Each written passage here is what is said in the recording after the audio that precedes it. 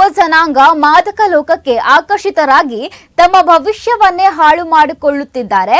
ಮಾದಕ ದ್ರವ್ಯ ಕುಡಿತದ ಚಟಕ್ಕೆ ದಾಸರಾಗಿ ತಮ್ಮ ಪ್ರಾಣವನ್ನೇ ಕಳೆದುಕೊಳ್ಳುತ್ತಿದ್ದಾರೆ. ಯುವಕರು ಡ್ರಗ್ಸ್ ಮದ್ಯ ಸೇವಿಸಿ ವಾಹನಗಳನ್ನು ಚಲಾಯಿಸುತ್ತಿರುವ ಪರಿಣಾಮ ಅಪಘಾತಗಳ ಸಂಖ್ಯೆಯು ದಿನೇ ದಿನೇ ಹೆಚ್ಚಾಗುತ್ತಿದೆ.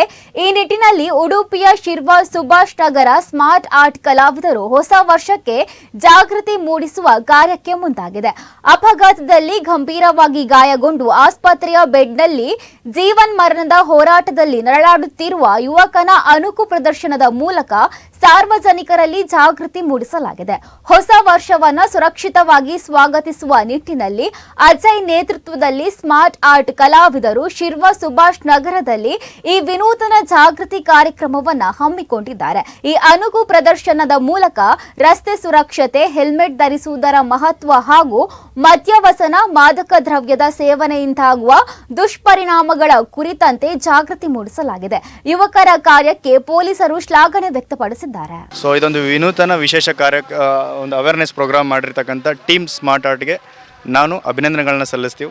ಯಾಕಂತಂದರೆ ಇತ್ತೀಚಿನ ದಿನಗಳಲ್ಲಿ ರೋಡ್ ಆಕ್ಸಿಡೆಂಟಲ್ಲಿ ತಮ್ಮ ಜೀವ ಸುಮಾರು ಜನ ಕಳ್ಕೊಳ್ತಿದ್ದಾರೆ. ತಮ್ಮ ಜೀವ ಅಲ್ಲದೇ ಕೈ ಕಾಲುಗಳನ್ನ ಕಳ್ಕೊಂಡು ಬೆಡ್ ರೀಡನ್ ಆಗಿರ್ತಕ್ಕಂಥ ಅವಕಾಶಗಳು ನಾವು ನೋಡಿದ್ದೀವಿ. ಸೊ ಹೀಗಾಗಿ ಈ ಕಾನ್ಸೆಪ್ಟಲ್ಲಿ ಬೊಂಬೆ ನರಳಾಡೋದು ನೋಡೋದೇ ನಮಗೆ ಅಷ್ಟು ನೋಡೋಕ್ಕಾಗ್ತಿಲ್ಲ. ಸೊ ಇದೇ ಥರ ಯಾರಾದರೂ ಟ್ರಾಫಿಕ್ ರೂಲ್ ಫಾಲೋ ಮಾಡಿಲ್ಲ ಅಂದರೆ ಎಲ್ರಿಗೂ ಕೂಡ ಇದೇ ಪರಿಸ್ಥಿತಿ ಬರ್ತದೆ ಅಂತ ಒಂದು ವಿಶೇಷವಾಗಿ ಅವರು ತಿಳಿಸ್ಕೊಟ್ಟಿದ್ದಾರೆ.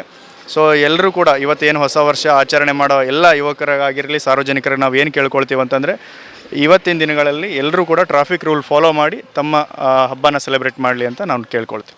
ಹೊಸ ವರ್ಷ ಅಂದರೆ ನೀವು ನೋಡಿರ್ಬೋದು, ನಮ್ಮ ಉಡುಪಿ ಜಿಲ್ಲೆ ಆಗಲಿ ಅಥವಾ ಮಂಗಳೂರಾಗಲಿ ಈಗ ಡ್ರಗ್ಸ್ ತುಂಬ ಆಗ್ತಾ ಉಂಟು, ಡ್ರಗ್ಸ್ನ ಹಾವಳಿ. ಅದನ್ನು ಈಗ ನಮ್ಮ ಪೊಲೀಸ್ ಕೂಡ ತುಂಬ ಅದರ ಬಗ್ಗೆ ಕೆಲಸ ಮಾಡ್ತಿದ್ದಾರೆ. ಅದನ್ನು ನಾವು ಸ್ಟಾಪ್ ಮಾಡಬೇಕಂತ ಆ ಉದ್ದೇಶ ಇಟ್ಕೊಂಡು ಒಂದು ಸಣ್ಣ ಪ್ರಾಜೆಕ್ಟ್ ಮಾಡಿದ್ದೇವೆ ನಾವು. ಅಂದರೆ ಒಂದು ಹ್ಯೂಮನ್ ಅದರಿಂದ ಹೇಗೆ ಅವನು ಅಡಿಕ್ಟ್ ಆಗಿ ಅಥವಾ ಈಗ ವಾಹನ ಚಲಿಸುವಾಗ ಆಕ್ಸಿಡೆಂಟ್ ಆಗುವ ಒಂದು ಕಾನ್ಸೆಪ್ಟ್ ಮಾಡಿದ್ದೇವೆ.